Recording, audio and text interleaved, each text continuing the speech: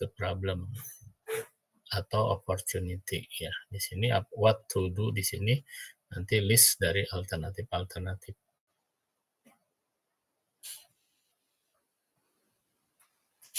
Nah, ini sama ya, intelligent fase, design fase, choice fase ya. Lalu implementasi, jika sukses maka akan menjadi bahan pelajaran ya, learnings untuk proses pengambilan keputusan berikutnya. Untuk keputusan yang sama pada saat masa yang akan datang. Jika gagal juga ini jadi bahan pertimbangan baik pada proses intelijen, desain maupun choice ya. Baik pada fase intelijen, desain maupun choice.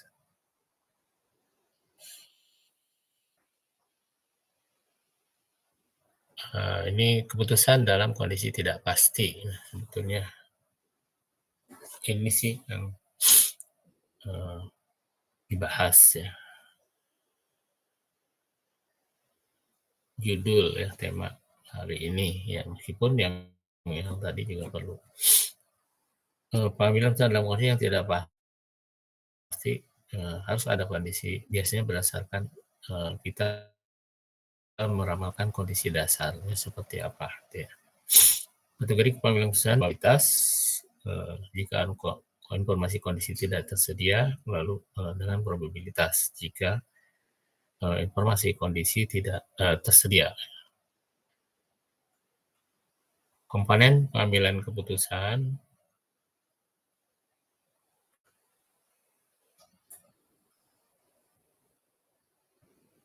dalam hal ini contohkan dengan tabel ya, tabel hasil keputusan atau payoff table. Ini contoh pengambilan keputusan dalam kondisi tidak pasti. Nah, contoh misalnya ini ada dua pilihan keputusan, alternatif keputusan kondisi 1 dan kondisi 2. Keputusan 1 dan keputusan 2. Nah, ini keputusan ya, alternatif 1 dan alternatif 2. Nah, hasil dari keputusan 1 dan 2 itu akan berbeda jika kondisi yang terjadi berbeda. Jika kondisi yang terjadi adalah A, katakanlah A itu adalah kondisi ekonomi tumbuh dengan baik gitu ya. Lalu B adalah kondisi ekonomi terjadi resesi misalnya. Hasil keputusan 1 akan pada kondisi A akan menghasilkan hasil keputusan 1A katakanlah. Lalu hasil keputusan 2, 2A. Lalu jika yang terjadi adalah kondisi B, maka ini adalah hasil keputusan 2B. Jika yang terjadi adalah kondisi B untuk keputusan 1, maka outputnya atau outcome-nya, hasilnya adalah 1B. Tentu antara 1A dan 1B itu beda, ya hasilnya akan berbeda. Ini sebagai contoh. Oke, untuk payoff table ini biasanya mengambil keputusan tergantung dari dari falsafah yang dimiliki baik terhadap katakanlah terhadap kriteria terhadap ini ya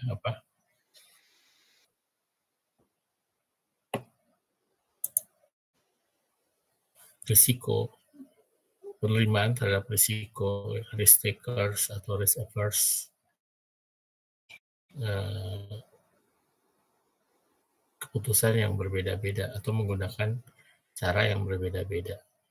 Ada yang menggunakan maximax atau kriteria maksimin ya kriterianya, atau Hurwitz atau equal likelihood.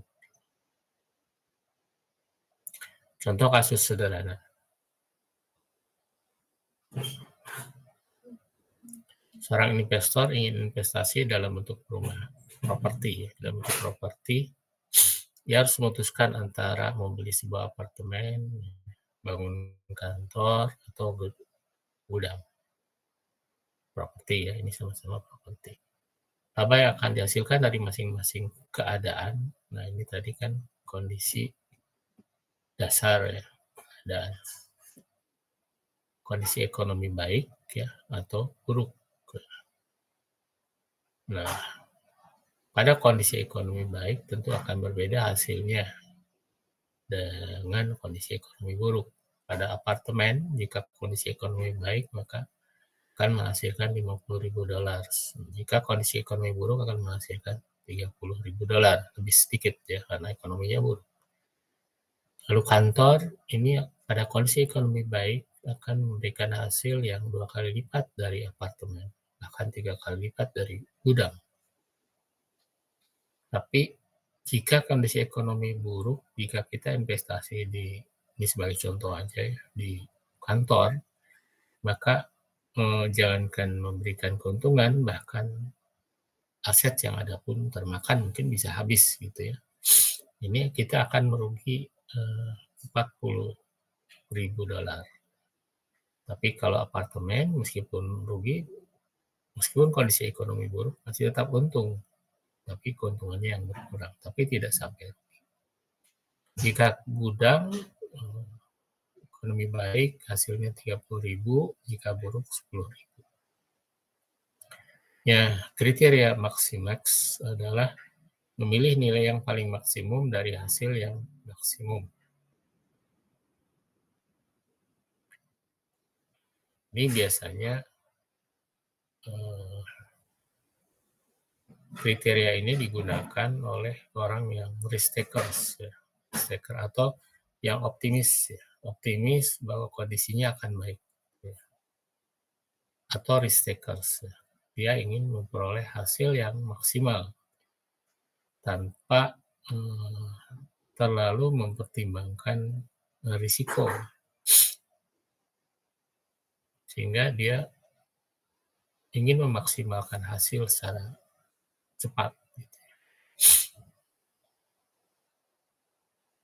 Dalam kriteria Maximax ini memilih nilai yang paling maksimum dari hasil yang maksimum. Hasil yang maksimum itu ini. Pada kondisi ekonomi baik itu hasilnya akan maksimum. Karena pada ekonomi buruk untuk semua alternatif itu hasilnya akan minimum. Tapi bukan berarti ini harus dipilih semua, kan namanya juga pilihan alternatif ya, pilihan investasi. Kita harus memilih salah satunya. Nah, salah satunya ya, jangan dipilih semua. Nah, seringkali ini kalau di ujian, karena saya tandain ini kuning, jadi jawabannya ini semua. Gitu ya. Harus memilih salah satu. Nilai yang paling maksimum dari hasil yang maksimum. Hasil yang maksimumnya betul yang kuning ini. Tapi yang paling maksimumnya yang mana? Nah, kira-kira mana nih? Yang pilihan yang terbaik ya. Yang berikan nilai yang paling maksimum dari hasil yang maksimum. Apartemen kah, kantor atau gudang? Kantor, Pak. Kantor ya, karena yang paling tinggi ya, 100.000. Tuh. Nah, kalau maksimin, memilih nilai maksimum dari hasil yang minimum. Hasil yang minimum itu ini ya, kondisi ekonomi buruk, hasilnya akan kecil ya, relatif kecil dibandingkan kondisi ekonomi baik. Ini hasil yang minimum. Tapi dari hasil yang minimum itu kita pilih yang paling maksimum. Ya. Sekali lagi ini bukan berarti tiga-tiganya harus dipilih, tapi salah satu. Nah, ini kira-kira mana nih? Apartemen ya. Iya, jadi apartemen ini yang dipilih karena dalam kondisi ekonomi buruk pun dia tetap punya keuntungan yang paling baik ya dibanding yang lainnya ya dalam kondisi ekonomi buruk ya. Nah kalau baik tadi kantor ya. Nah, cuman kantor itu kalau dalam kondisi ekonomi buruk dia akan rugi minus 40.000. Mungkin modalnya juga habis gitu ya di sini. Seperti itu.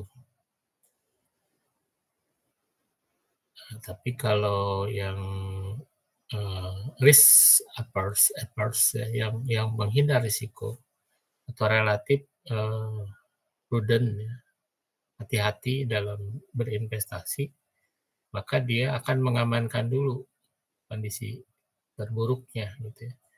Dia akan berinvestasi tapi cari yang teraman. Jadi kalau di apartemen meskipun hasil pada saat kondisi baik 50.000, pada kondisi terburuk pun, kondisi ekonomi buruk pun dia tetap untung. Jadi akan memilih kriteria maksimin untuk yang penghindar risiko. Karena ada ini, kalau seorang investor itu yang penting amankan dulu katanya sisi yang paling buruk, maka Anda akan selamat gitu ya. Itu prinsip dari penghindar risiko. Jadi yang pertama adalah mengamankan dari kerugian, dari kemungkinan kerugian. Maka mereka akan memilih apartemen. Tapi kalau yang risk takers ya, ini kan luar biasa gitu ya pendapatannya jika kondisi ekonomi baik, atau dia seorang yang optimis gitu ya bahwa ekonomi kemungkinan besar akan baik gitu, sehingga dia akan mengambil yang maksimal ya, kemungkinan keuntungan yang maksimal meskipun dengan risiko